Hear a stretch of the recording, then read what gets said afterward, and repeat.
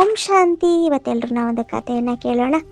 ಒಂದೂರಲ್ಲಿ ಒಬ್ಬ ಸನ್ಯಾಸಿ, ಅವನಿಗೆ ಬಾಲ್ಯದಿಂದನೇ ಬಹಳ ಒಂದು ದೊಡ್ಡ ಲಕ್ಷ್ಯವನ್ನು ಇಟ್ಕೊಂಡಿರ್ತಾನೆ. ಏನಂದರೆ, ನಾನೊಂದು ದೊಡ್ಡ ತಪಸ್ವಿ ಆಗಬೇಕು, ನಾನು ಸಾಧನೆ ಮಾಡಬೇಕು ಅಂತ.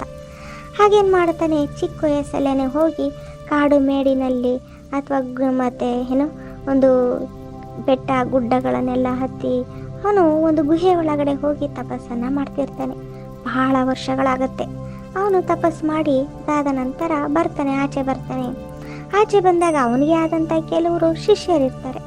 ಅಂದಾಗ ಎಲ್ಲರೂ ಸಹ ಗುರುಗಳು ಇಷ್ಟೊಂದೆಲ್ಲ ತಪಸ್ಸು ಮಾಡ್ಕೊಂಡು ಬಂದಿದ್ದಾರಲ್ಲ, ಇವರ ಒಂದು ಜೀವನ ಉಜ್ವಲವಾಗಿದೆ, ಇವ್ರು ಮಾಡಿದಷ್ಟು ಸಾಧನೆ ನಾವು ಯಾರೂ ಸಹ ಮಾಡಿಲ್ಲ ಅಂತ ಎಲ್ಲರೂ ಏನು ಮಾಡ್ತಾರೆ, ಆ ಸನ್ಯಾಸಿಯನ್ನು ಮಹಿಮೆ ಮಾಡ್ತಾರೆ. ಆಗ ಆ ಸನ್ಯಾಸಿ ಏನು ಮಾಡ್ತಾನೆ, ಒಂದು ಮರದ ಕೆಳಗಡೆ ಕುತ್ಕೊಂಡು ತಪಸ್ಸು ಮಾಡ್ತಾ ಇರ್ತಾನೆ. ಆಗ ಜೋರಾಗಿ ಬಿರುಗಾಳಿ ಬರುತ್ತೆ. ಆಗ ಒಂದು ತಪಸ್ವಿಯ ಜೀವನದ ಒಂದು ಪ್ರೇರಣೆ ಸಿಗಬೇಕಲ್ವಾ. ಆಗ ಏನು ಮಾಡ್ತಾನೆ, ಆಗ ತಪಸ್ಸು ಮಾಡೋವಂಥ ಸಮಯದಲ್ಲಿ ಜೋರಾಗಿ ಬಿರುಗಾಳಿ ಬರುತ್ತೆ. ಆಗ ಅಲ್ಲಿ ಪಕ್ಕದಲ್ಲಿ ಒಬ್ಬ ಮನುಷ್ಯ ಏನು ಮಾಡ್ತಾನೆ, ಆ ಬಿರುಗಾಳಿಗೆ ಹಾರ್ಕೊಂಬಂದು ಆ ಸನ್ಯಾಸಿ ಮೇಲೆ ಬಿದ್ದುಬಿಡ್ತಾನೆ. ಆಗ ಸನ್ಯಾಸಿಗೆ ತುಂಬ ಕೋಪ ಬರುತ್ತೆ. ತುಂಬ ಕೋಪ ಬಂದಾಗ ಅವನೇನು ಮಾಡ್ತಾನೆ, ಅವನು ಬಹಳ ಉಗ್ರ ದೃಷ್ಟಿಯಿಂದ ನೋಡ್ತಾನೆ. ಉಗ್ರ ದೃಷ್ಟಿಯಿಂದ ನೋಡಿದಾಗ ಅವನಿಗೆ ಭಯ ಆಗ್ಬಿಡುತ್ತೆ. ಯಾರು, ಆ ಒಬ್ಬ ಮನುಷ್ಯನಿಗೆ. ಸ್ವಾಮಿ ಸ್ವಾಮಿ, ಪ್ರಭು ಪ್ರಭು, ನನ್ನನ್ನು ಕ್ಷಮಿಸ್ಬಿಡಿ, ನಾನು ನಿಮ್ಮ ಮೇಲೆ ಬೀಳಬೇಕಂತ ಬೀಳಿಲ್ಲ ಅಂದಾಗ ಗಾಳಿ ಬೀಸ್ತು.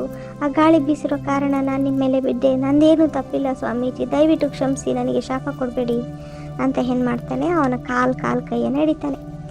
ಆಗ ಗುರುಗಳಿಗೆ ಅನಿಸುತ್ತೆ, ಆಗ ಆ ಸೆಕೆಂಡಲ್ಲಿ ಅವನಲ್ಲಿ ಕೋಪ, ಆ ಒಂದು ಆವೇಶ ಏನಿತ್ತಲ್ಲ, ಅವನಿಗೆ ಅನಿಸುತ್ತೆ ಅವನನ್ನು ಕ್ಷಮಿಸ್ತಾನೆ. ಆದರೆ ಇವನ ಮೇಲೆ ಅನಿಸುತ್ತೆ, ಅಂದರೆ ನಾನಿಷ್ಟು ವರ್ಷ ತಪಸ್ಸನ್ನು ಏನು ಮಾಡಿದೆ, ತಪಸ್ಸನ್ನು ಮಾಡಿದ್ರೂ ನನ್ನ ಒಳಗಡೆ ಇಂಥ ಒಂದು ಪರಿಸ್ಥಿತಿ ಬಂದ ತಕ್ಷಣವೇ ನನ್ನ ಒಳಗಡೆ ಇಷ್ಟು ದೊಡ್ಡ ಕೋಪ ಅನ್ನೋದಿದೆಯಾ ಅಂತ ಏನು ಮಾಡ್ತಾನೆ, ಅವನು ಪರೀಕ್ಷೆ ಮಾಡ್ಕೊಳ್ತಾನೆ. ಅಂದಾಗ ಒಂದು ಕೋಪ, ಆವೇಶ ಅನ್ನೋದು ನನ್ನ ಒಳಗಡೆ ಇನ್ನೂ ಮನೆ ಮಾಡ್ಕೊಂಡಿದೆಯಲ್ಲ ಅಂತ.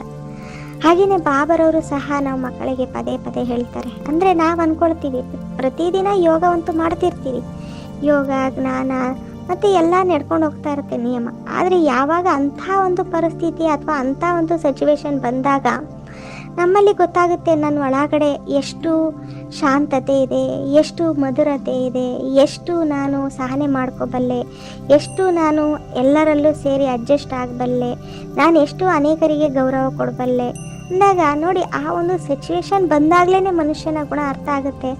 ನಾವು ಜ್ಞಾನದಲ್ಲಿ ಎಷ್ಟು ಧಾರಣ ಮೂರ್ತಿಯಾಗಿದ್ದೀವಿ, ಎಷ್ಟು ನಾವು ಸಹನ ಮೂರ್ತಿಗಳಾಗಿದ್ದೀವಿ ಅನ್ನೋದು ಆಗ ಗೊತ್ತಾಗುತ್ತೆ. ಅದಕ್ಕೆ ಬಾಬಾ ಹೇಳ್ತಾರಲ್ವ, ಅಂದರೆ ಯಾವಾಗ ನಾವು ಮಕ್ಕಳು ಈಗ ಬಾಬಂದು ಮುರಳಿಯನ್ನು ಕೇಳ್ತೀವಿ, ಆದರೆ ಧಾರಣೆ ಮಾಡ್ಕೊಂಡಿದ್ದೀವ ಅಂದಾಗ ಆ ಪರಿಸ್ಥಿತಿ ಬಂದಾಗ ಅದನ್ನು ಪಾಸ್ ಮಾಡೋ ಶಕ್ತಿ ನಮ್ಮಲ್ಲಿದೆಯಾ ಅಂತ ಪದೇ ಪದೇ ಪರಮಾತ್ಮ ನಮಗೆ ಹೇಳ್ತಾ ಇರ್ತಾರೆ.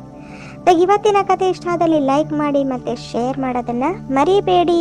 ಓಂ ಶಾಂತಿ.